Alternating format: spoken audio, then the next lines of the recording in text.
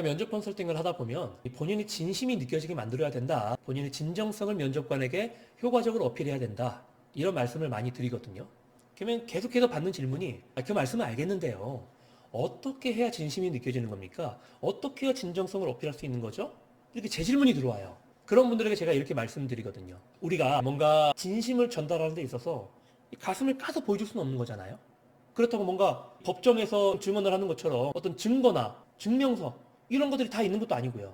물론 토익 점수나 기사 자격증 같은 경우는 증명서가 있겠지만 나의 어떤 책임감과 끈기 그리고 문제 해결 능력을 증명하는 데 있어서 그런 증거와 증명서가 어디 있어요. 그렇기 때문에 면접관에게 내가 하는 말에 대한 진심이나 진정성을 느끼게 만들려면 그 말에 개연성이 담겨 있어야 되는 겁니다. 말이 조금 어렵죠. 이 개연성이라는 것은 어떤 증거나 어떤 증명서 이런 것과 좀 다른 개념이에요. 결이 다릅니다. 절대적인 것은 아니지만 그럴듯하다라고 느끼게 만드는 정도를 바로 개연성이라고 합니다. 그러니까 이 말의 개연성이 뛰어나다라는 것은 다시 말하면 그럴듯하다라는 거예요. 딱 들었을 때 거짓말 아닌 것 같네. 그럴듯하네. 라고 느껴지는 것이 말의 개연성이 담겨 있다라고 말을 하는 거죠.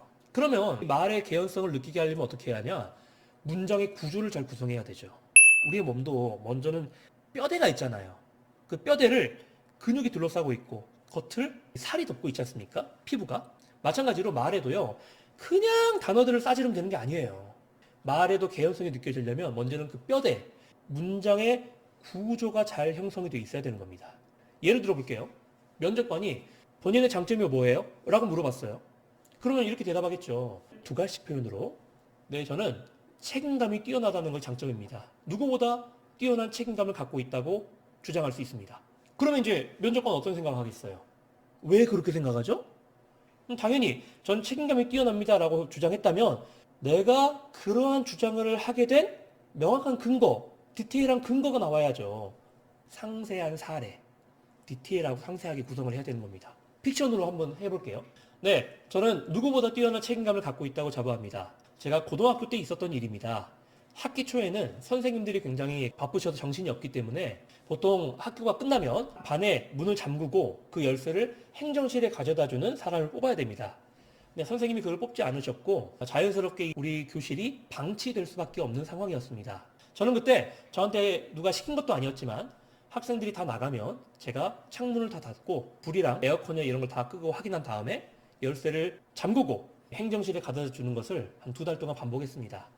한 2달 정도 지난 뒤에야 선생님이 야 이거 누가 하고 있었어? 라고 물어보셨고 그때 제가 하고 있었습니다.